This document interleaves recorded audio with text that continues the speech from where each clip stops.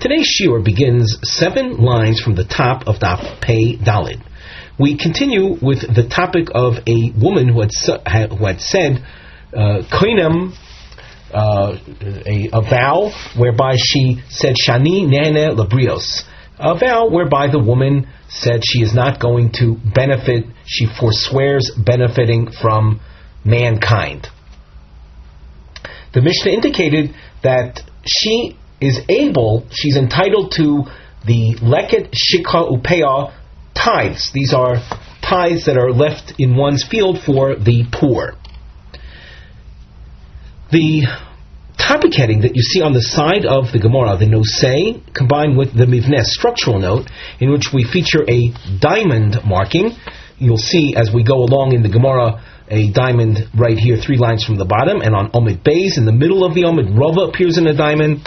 These are 2 gishot, 2 approaches, liyashev ha-mishnah, to resolve our Mishnah, delo katoni, resolve or reconcile our Mishnah, delo katoni shiur meiser oni. Our Mishnah does not indicate that she is allowed to benefit from the meiser oni tithe. That's an additional tithe.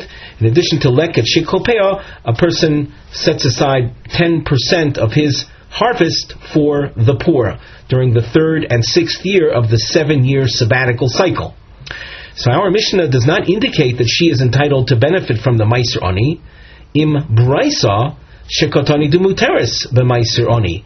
Whereas you have another Tanaic source, a brisa, that says that this woman who said konam shaninene labrios is entitled to benefit from the meiser oni tithe as well. Just to review the point that we mentioned in our previous year, the leket shikopea are hefker, they're considered unowned. Therefore, she is entitled to benefit from them. She had forsworn benefiting from mankind, from things owned by people. But these are unowned. They're not part of possessions of mankind. Therefore, she is entitled to them.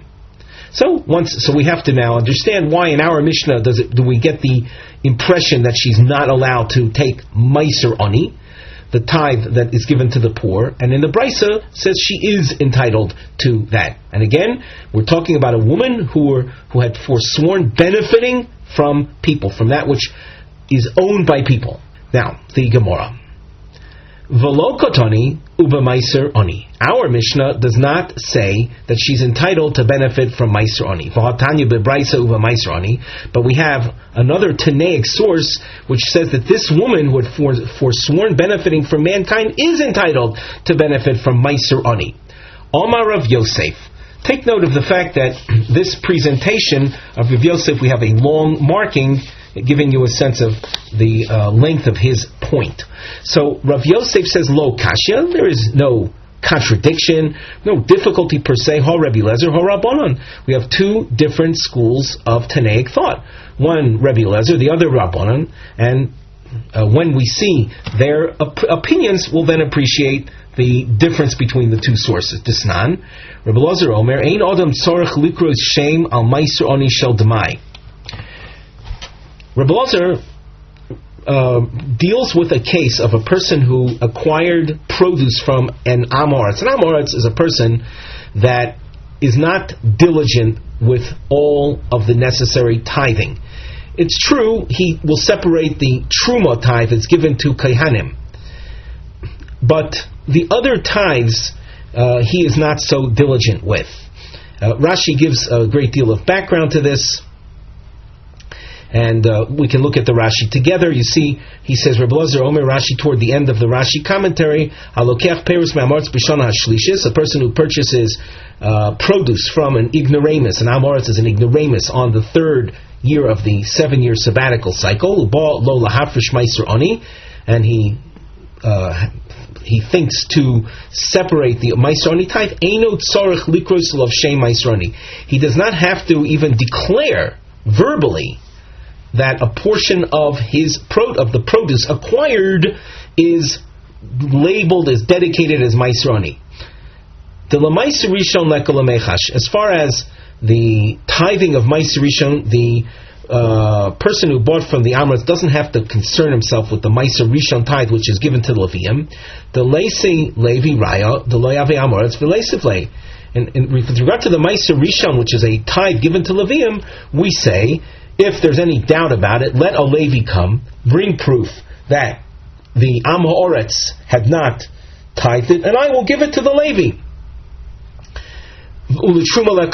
Regarding the Truma tithe of produce purchased from the Am Ha'oretz, also you don't have to concern yourself with that.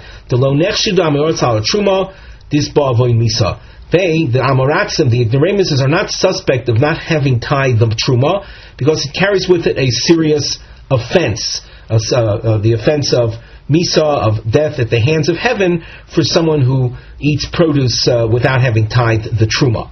Umaiser Sheni Leko B'Shana Shlishis, and the third year there isn't the Meiser Sheni tithe anyway. Avo B'Trumas Meiser Mechayev. Regarding the Trumas Meiser, that you have to deal with it. Trumas Meiser is a tenth of that which a Levi is given. A Levi, upon receiving his Meiser Rishon tithe, he takes off 10% of that and gives it to a Kohen. Now, you who purchased the produce from the Amoretz have to concern yourself with the latent Trumas Meiser that's in this bundle of fruit that you bought. The fact that there is a death penalty at the hands of heaven for one who consumes, was a non-Kohen who consumes Trumas Meiser, this is not something that's explicit in the verses. It's learned from a comparison to Truma Gedola, to the basic Truma tithe.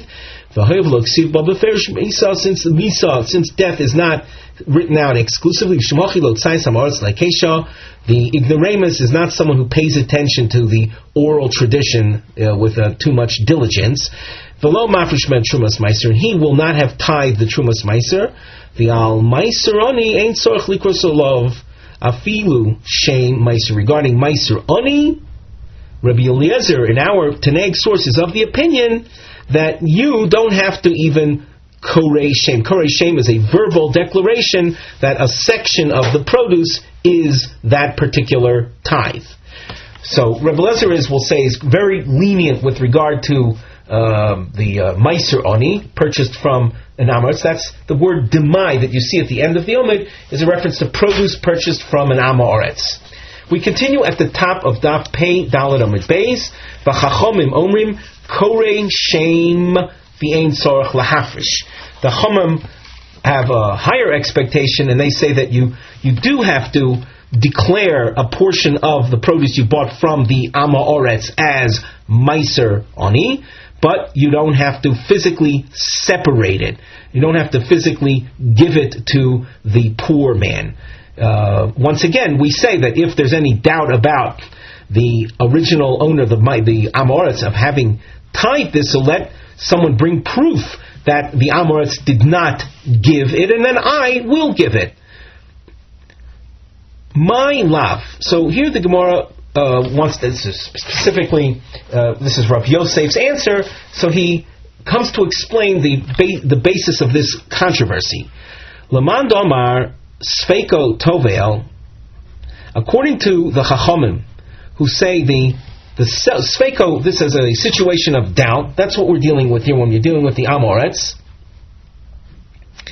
He holds Kosavar Islay Tovas Hana, that the original owner of the produce has a holding on the tithes. Of course, he can't keep the tithes for himself, but there's value in the tithes to him. What do we mean by that?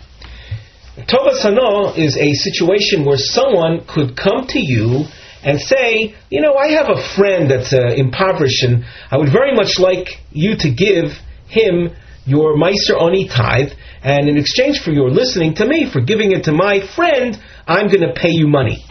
So that's the fee paid to the owner for directing the tithe to a specific individual. That's called Tovas Hana. And the Chachomim, who say that you have to korei shame, that you have to deal with the doubt and declare the Meiser Oni, even though you're not going to physically deliver it to a poor man, he is of the opinion that the owner has toivas hana. V'keva de'islay toivas hana lo mahanyan. Since the owner of the produce, with regard to the Meiser Oni, has this level of ownership in it, that he could receive payment for directing its delivery. So the woman who vowed not to benefit from people, she can't benefit from the Meiser Oni, because that's something that is considered owned by that person. So that the Meiser Oni becomes part of, we'll say, that which is owned by mankind. It's not hefker, it's not something that is totally unowned and having no value to the owner. Ulaman di'amar, according to Rabbi Eliezer, that said, Eino korei shem, that you don't have to even declare the Meiser Oni tithe in the produce you bought from the Amoretz. Kosovar Sveiko Eino Toivel. He is of the opinion that when there's doubt, it doesn't create a situation of tevel. We should have mentioned this before on the second line from the top. The Chum says Sveiko Tovel means that because of the situation of doubt, so the produce is something you can't eat until you declare it. And that's because prior to your declaration, it's considered tevel. Tevel means produce that has not been tithed. According to the opinion of Rebbe Lezer, you don't have to declare the Meiser Oni tithe within your produce that you got from the Amoretz, because he holds Sveiko Eino Tovel. When there's a situation of mere doubt concerning its separation, it doesn't create the title or the name, the status of tevel regarding your produce.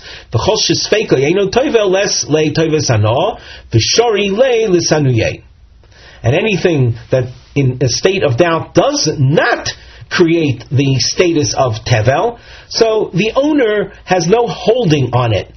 He doesn't have any basis for claiming payment for someone requesting his directing the Meiser Oni to a specific individual. So with this in mind, then, our Mishnah that does not mention her ability to benefit from Meiser Oni, she's not, in other words, the woman who forswore Hano from mankind, is then according to the Chachomim that say that the owner has Toivas Hano value in the Meiser Oni. The Brisa, which said that the woman who said Kohen Sheninena Brios is entitled to the Meiser Oni, that is in accordance with Rabbi Eliezer. You notice we have a bracketed section now. Following the bracketed section, you see our second diamond, the attempt to, let's say, resolve the Mishnah with the Brisa. Within the brackets, we have a note on the side that indicates its purpose. Matris HaSograyim, the purpose of these brackets, litzor retzef bein atshuvos liyashiv Brisa im Mishnah, to create a sense of continuity between the answers. So we had Rav Yosef's resolution, setting it up as two different Tanoim, and Rava's resolution that follows. Within the brackets, Abaye appears to take issue with Rav Yosef's resolution. Now, that having been said, let us learn the Gemara within the brackets. Omar le Abaye. Abaye says to Rav Yosef, Dekuli alma sfeiko tovel. Everyone will agree, not like you said that it's a machlokas, but everyone will agree that where there's a doubt regarding the tithing of the Meiser Oni, that it creates a tevel status. And furthermore, Abaye is saying that everyone will say that the owner of the produce has a toivas hana value in the Meiser Oni. And the Mishnah that said she cannot benefit, that suggested by not mentioning Meiser Oni, so the Mishnah which said she is in effect saying she cannot benefit, the woman who forswore benefiting from mankind is not entitled to the Meiser Oni, is in accordance with all opinions. Meaning, when we say all opinions, we mean Rabbi Eliezer and the Chachamim. And the Bach, in Ois Gimel, in letter Gimel, at the bottom of the page says, as far as the Mishnah and the Brisa, there remains a difficulty. The Mishnah is smooth sailing as far as Abai is concerned. The Brisa, which says that she is entitled to enjoy to partake of the Meiser Ani, that doesn't have an answer. As far as the Tanaic source that we saw at the bottom, which continued to the top of this Amud, which featured the Machlokes Ozer and Rabbanan, what do you have to declare the Meiser Ani in the produce you got from the Amoritz or not? And the following is what they argue. Rebbe Lezer Savar Loi Nechshedu Ame Oretz al Meiser Ani. The Amoratzim, the Ignoramuses, they're not suspect in not having tithed it. They definitely tithed, set aside the Meiser Ani. Why would the Amoratzim be a non-suspect of it? Maybe we should just say a word why someone would be suspect. The Amoratzim, if you don't have a serious penalty in the offense of not tithing it, so there's no real motivation for them to tithe it. And why would they not want to tithe it? Because it's a loss, 10% of their produce that they have to part with to give to the aniyim.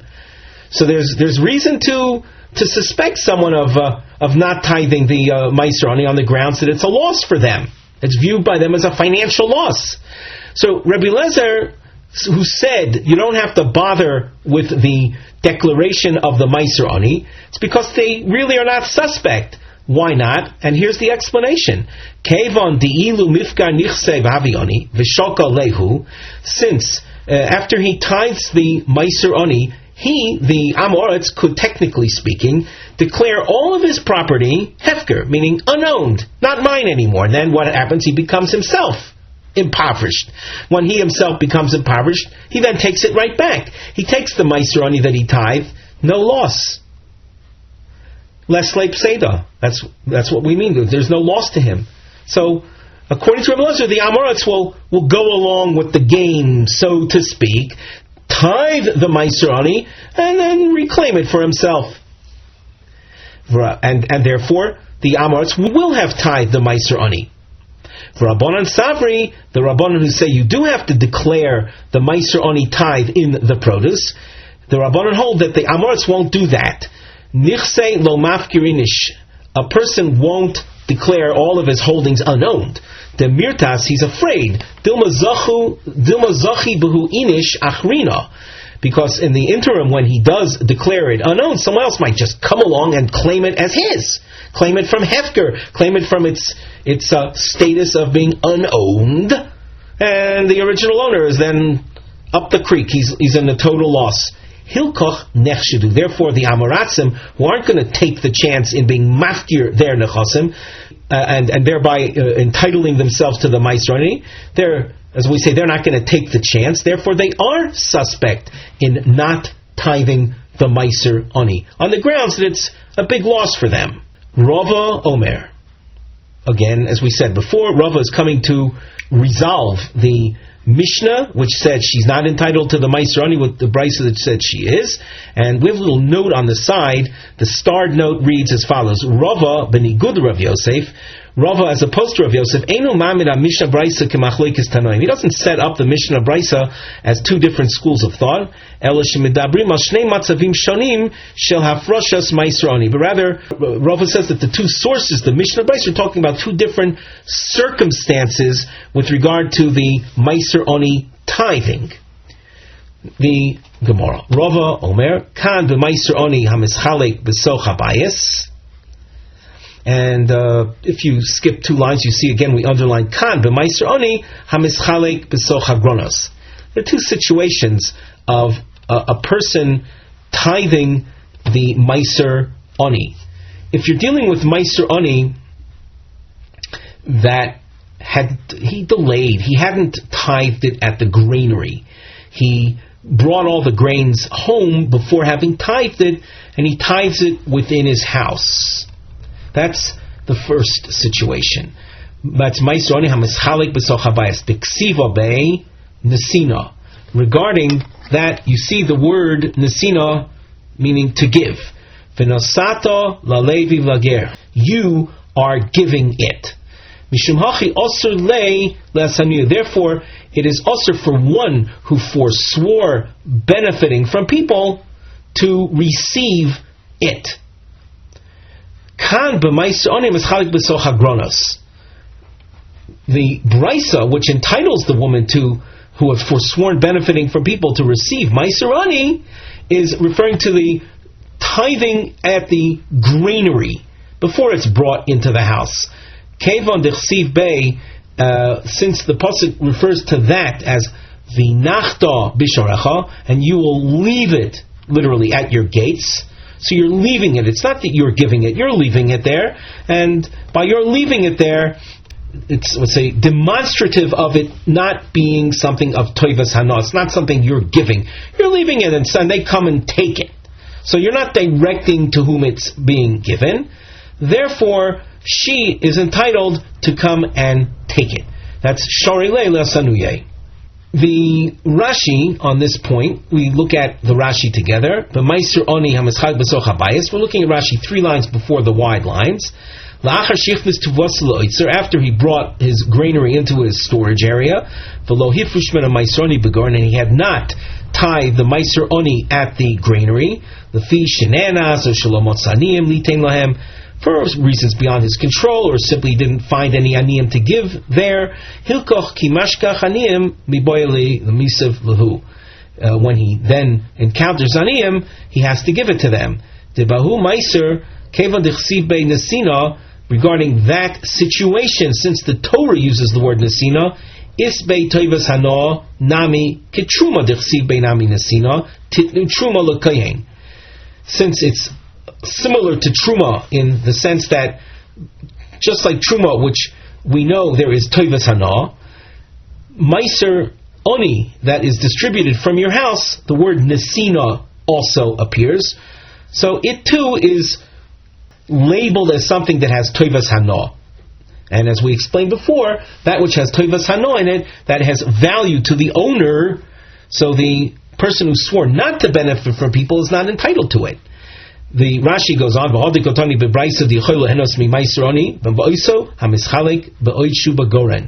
the brisa that says she's entitled to benefit from the meiseroni is talking about meiseroni that's distributed at the granary.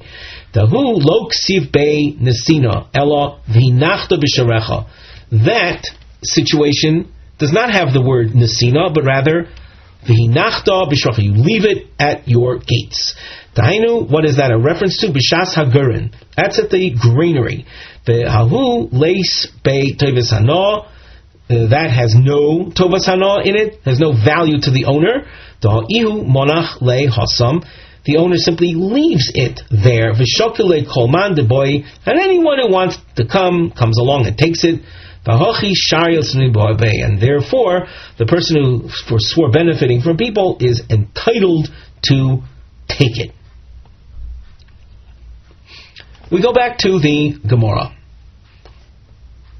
The Mishnah had said, Koyanim u'levim nenim li. She prohibited Koyanim and Levim from benefiting from her. Yitlu al korcho. They, the Koyanim and Levim, can take their tithes, the Truma tithe, the Meiser Rishon tithe, they can take it from her against her will, or anyone for that matter, any person who swore that I don't want Kohanim, I don't want any Kohen or Levi benefiting from me. They are able to take by force the tithe that's due to them from his produce.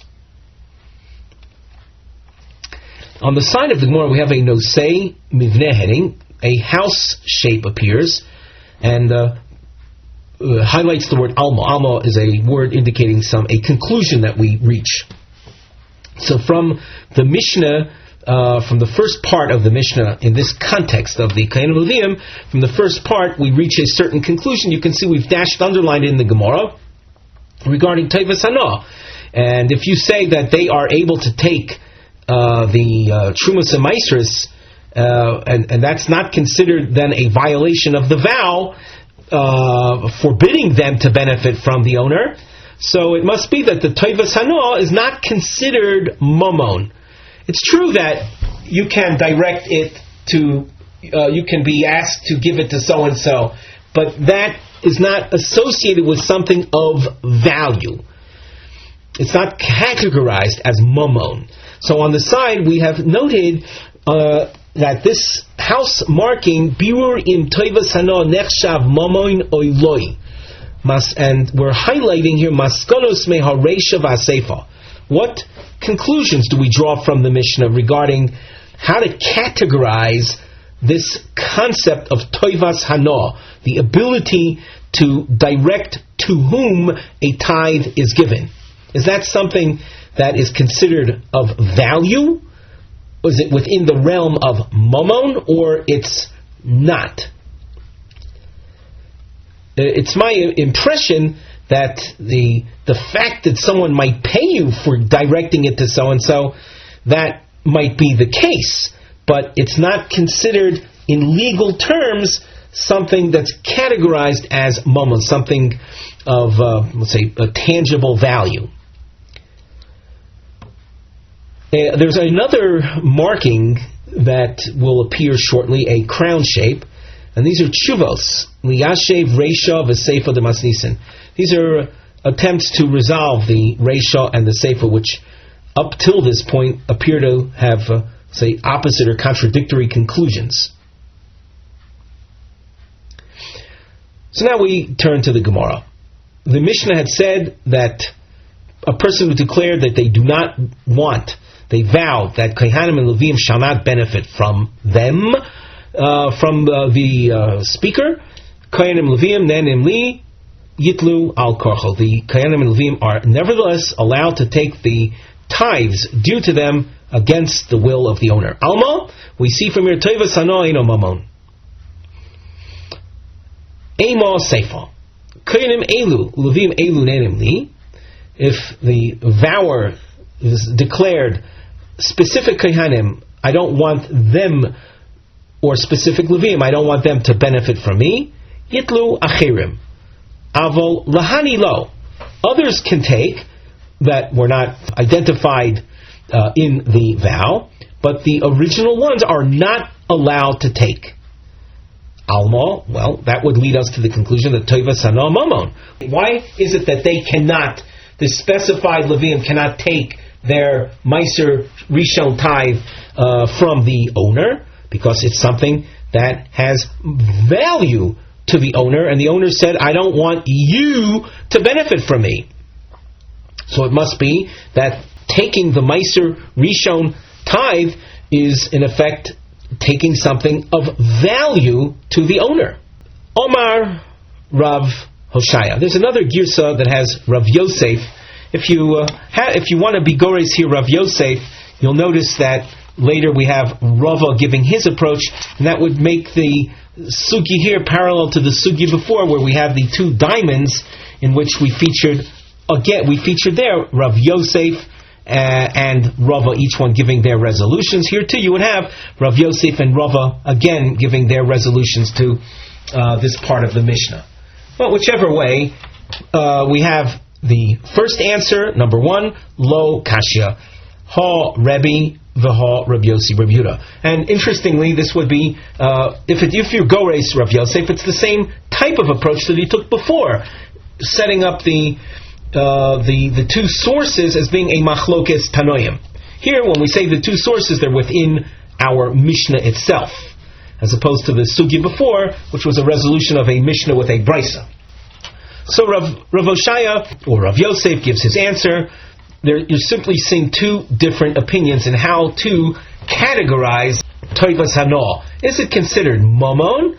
And if it would be considered thusly, so a person who prohibits others from benefiting from them, those people cannot take it from them.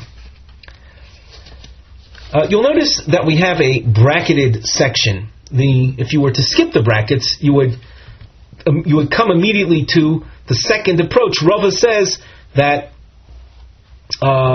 we make a distinction between truma, and we'll see further when we get there. We have a starred note on the side. Matras Hasograim Litzor Retzef B'Tshuvos Liyishuv HaReisha V'Sefer Shel Mishnah. We have an attempt here to create a sense of continuity in the answers that are here to resolve the Reish and Seifa. Besocha Sagraim, within the bracketed section, HaGemara Mevia Es HaBraisa Shebo Machloikes Atanoim Shu Abosit Shel Tshuvas Rav Oshaya. We'll bring the Tanaic source that serves as the basis of Rav Oshaya's answer, wherein we will see those two opinions. By Hamshech, as you continue in the Gemara, Tidche Hezbero L'Machloikes Atanoim V'Tovi Oid Hezberim L'Machloikes Atanoim Zu. The Gemara will reject Rav Oshaya's explanation of the Machlokas Tanaim and give other explanations. Hezberim Machlokas Tanaim, Rabbi Yossi Rabbi Yehuda will appear in triangles. With that having been said, we can now continue within the bracketed section. The Sanya, Hagoinev Tivlo Shochavero V'Ochloi. A person stole his neighbor's untithed produce and consumed it. Mishalim lo demei tivlo divrei Rebbe. Rebbe is of the opinion that the thief has to pay for all of the produce. Rabbi Yossi Rabbi Yehuda Omer Eino Mishalim elo demei chulin shebo. Rabbi Yossi Rabbi Yehuda says that the thief is expected to compensate only for the chulin content. The chulin means the amount of produce that would be left after the tithes are removed. So as far as Rabbi Yehuda is concerned, there's no compensation for the tithes that were in this tevel. My lav, and as we mentioned, the triangles are a series of attempts to explain this machlokas tanoim. So the first is, of course, Rav Oshaya explaining the machlokas tanoim b'hal kamiflagi. Is it not so? My lav b'hal kamiflagi. Is it not so that it's in the following point that they argue? We continue at the top of Daf Pei Hey.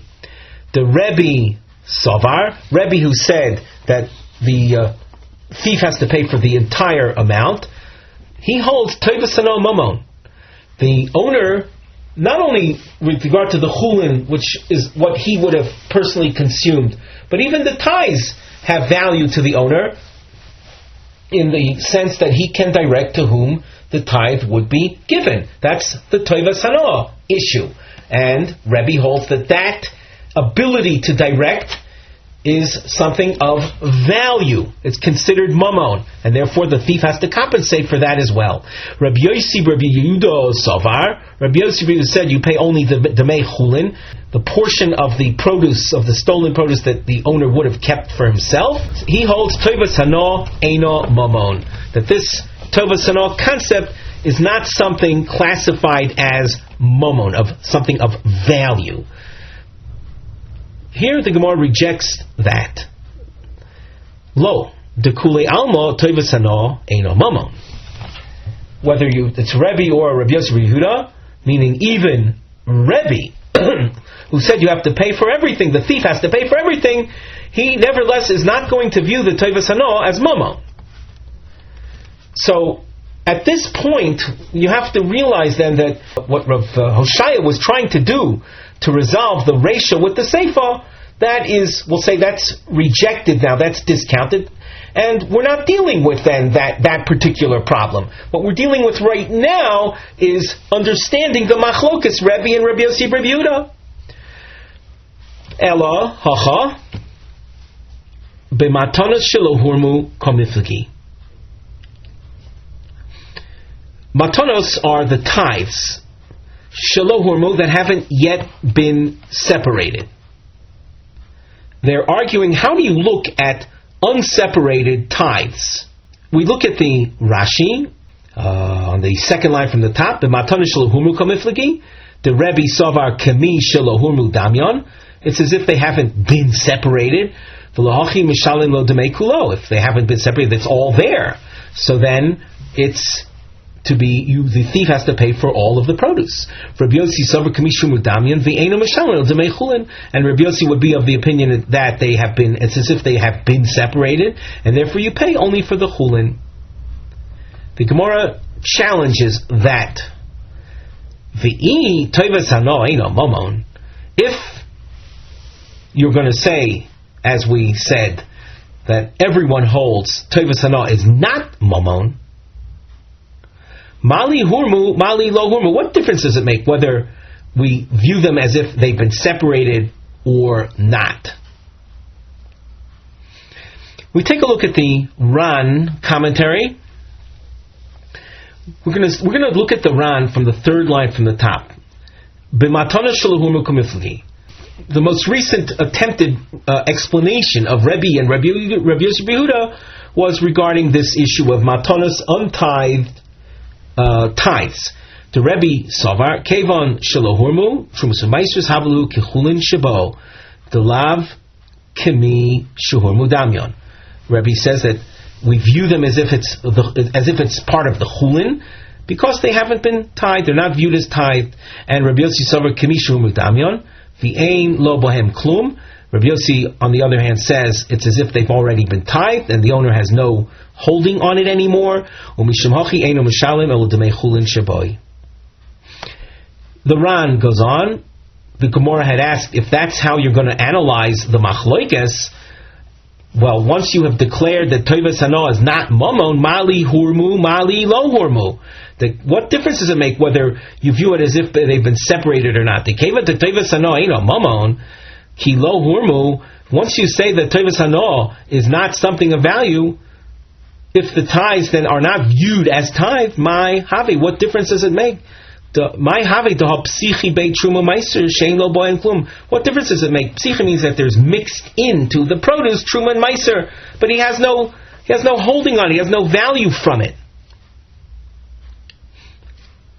That leads us to the next explanation of the machlokas between Rebbe and Rabbi Yehuda. So we continue in the Gemara with the next triangle.